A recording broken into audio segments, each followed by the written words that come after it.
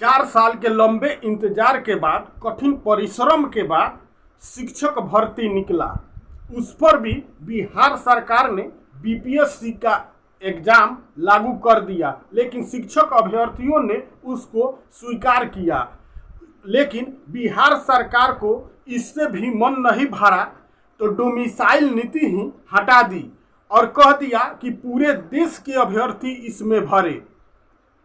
जब शिक्षक अभ्यर्थियों के द्वारा ये सवाल किया गया कि आखिर डोमिसाइल नीति क्यों हटाया गया, इससे दूसरे राज्य के सभी अभ्यर्थी आकर सीटों को भर देंगे तो हम कहाँ जाएंगे, तो सरकार के तरफ से ये जवाब दिया गया कि डोमिसाइल नीति इसलिए लागू किया जा रहा है क्योंकि यहाँ के बिहार के अभ्यर्थियों में वो क्षमता नहीं है कि इंग्लिश, साइंस और मैथ पढ़ा सके।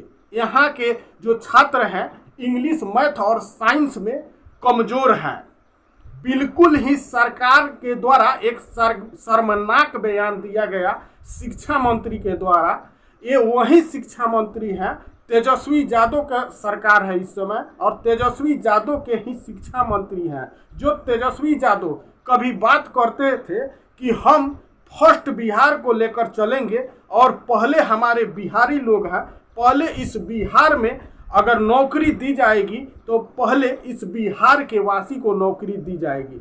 लेकिन सरकार में आते ही तेजस्वी यादव पूरी तरह से बदल गए और उस बात को साबित कर दिए कि नेता लोगों का जो बयान होता है वो सही नहीं होता है, वो चुनावी भाषण होता है और केवल जनता को मूर्ख बनाने के लिए होता है।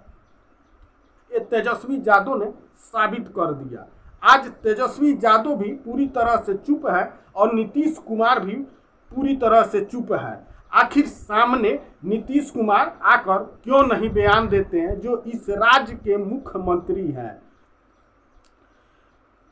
शिक्षक अभ्यर्थी जो है उन्होंने 72 घंटे का अल्टीमेटम दिया कि सरकार इस पर जो है कार्रवाई करे और फिर से डोमिसाइल नीति को लागू किया जाए बिहार में। लेकिन शिक्षा मंत्री जो है वो एक मानने को तैयार नहीं है और वो कहते हैं कि नहीं, हम जो है बिहार की शिक्षा को सुधारने के लिए ऐसा कदम उठाए हैं और हम दूसरे राज्य के अभ्यर्थियों को तो मौका देकर ही रहेंगे ताकि हमारे राज्य के जो बच्चे हैं वो साइंस, मैथ और जो है अंग्रेजी में जो है मजबूत हो सके।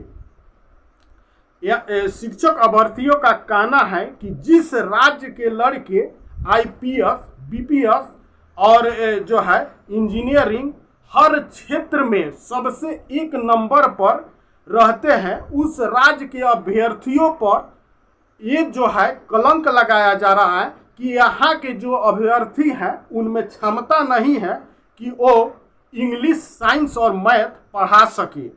और इसको लेकर अभ्यर्थियों ने